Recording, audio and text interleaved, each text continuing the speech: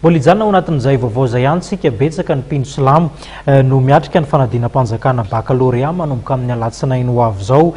Voarara nefa ny fanafenana endrika amin'ny alalan'ireny karazana akanjo ampiasain'ny mpino silamo sy ny religiosy ireny. Antony maro no mahatonga izany ilana fantatra ny mpiadina tsirairay hisorohana ny fiahiahiana samihafa.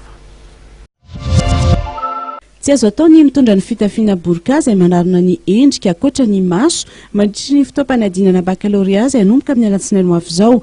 Afaka mitondra ny voaly kosa ireo vehivavy silamo taorian'ny fifampidiniana teo amin'ny ECEMM, espace de concertation d'études et d'enseignement musulmane malgache, sy ny ministera ny fanabeazam-pirenena. Sy hoe ny vehivavy silamo irery ihany fa nataonay koa ilay fangatahana ho an'ny religiose katolika izay betsaka koa ny manao baka zany.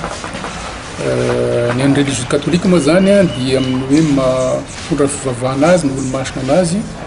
Ny an'ny vehivavy silamo koa zany izy io sy matetika sy fantatr'olona fa baiko n'Andriamanitra koa zany manao fitafy ohatran'ireny voile reny zany.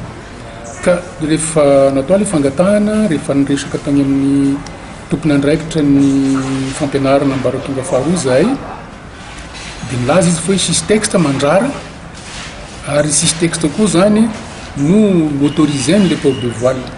Fa ny zavatra ny fagnarana atao zany dia hoe elana n'ilay zavatra anankiroa zany les non identification les candidates dia le burqa zany no tsekena zay hevitra amin'ny fitondram-panjakana zay satria ny burqa moka le masosiny zany no hita fa le voile le tare zany afaka identifiena zany le olona am'izay.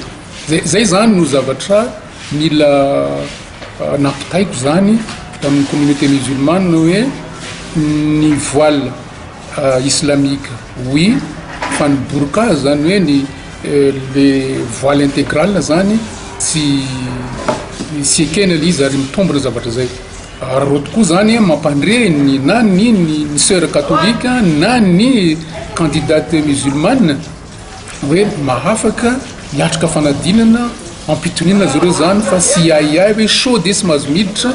Mba ilana koa amin'ny magnaraka hoe araky ny tenin'le DG hoe ny olana izy izy les surveillants sao misy zélateur zany le surveillant dia zay mahatonga ny hoe misy loata alefandreo zany mba sy misy hoe isaky ny faritra hoe sy ekenay miditra nareo satria misy an'izao dia misy remise à l'ordre zany nataon'ny fondram-panjakana. Raha ny fanazavana dia any Mahajanga manakara ary Vohipeno no tena ahitana silamo mpiadina baccalauréat eto amintsika.